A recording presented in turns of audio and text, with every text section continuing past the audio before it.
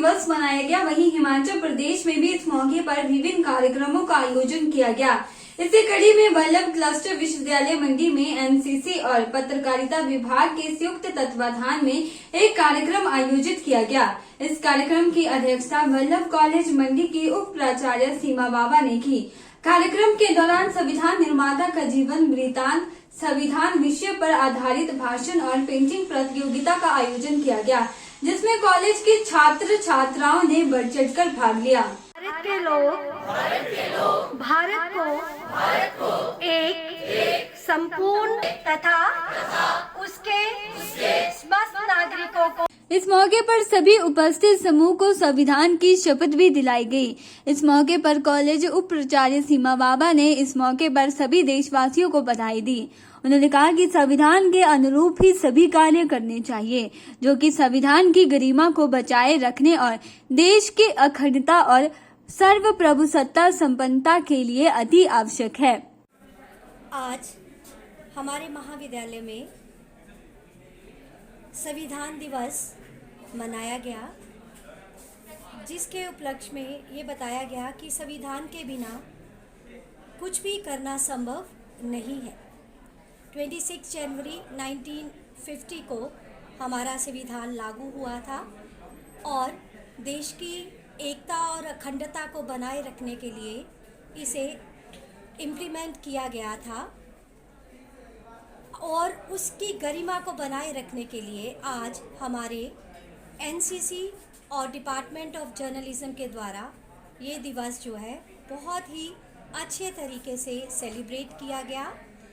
इसमें विद्यार्थियों ने बढ़ चढ़कर भाग लिया और उन्होंने संविधान के ऊपर बहुत अच्छा डेक्लेमेशन कॉन्टेस्ट जो करवाया गया, उसमें उन्होंने अपने विचार प्रस्तुत किए।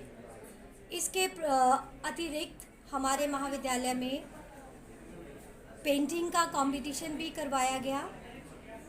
बच्चों ने बहुत ही उत्कृष्ट तरीके से अपनी पेंटिंग्स बनाई और सभी ने उनको बहुत सराहा। मुझे भी बहुत अच्छा लगा कि डॉक्टर अंबेडकर जी की एक जो लास्ट उनके जो वचन थे उनको भी दिखाया गया, जिससे मुझे भी ऐसा लगा कि बहुत ही इंस्पिरेशन मिली, बहुत ही मोटिवेशनल स्पीच थी। और उसमें भी उन्होंने कहा कि जो छुआछूत है, अनटचेबिलिटी जो है वो नहीं होनी चाहिए। और being a teacher of a literature, मुझे मुल्खराज आनंद जी का एक बहुत ही सुंदर जो नॉवेल उन्होंने लिखा जिसका नाम ही अनटचेबल था, उन्होंने भी उसमें इस जो कृति है उसको बहुत ही अच्छे तरीके से बताने की कोशिश करी। उन्होंने कहा कि पुराने ज़माने में क्या होता था कि जब कोई इंसान जो है वो झाड़ू लगाता था तो उसको बोल के चलना पड़ता था कि मैं झाड़ू लगा रहा हूँ, परे हटो, कोई मुझे टच ना कर दे।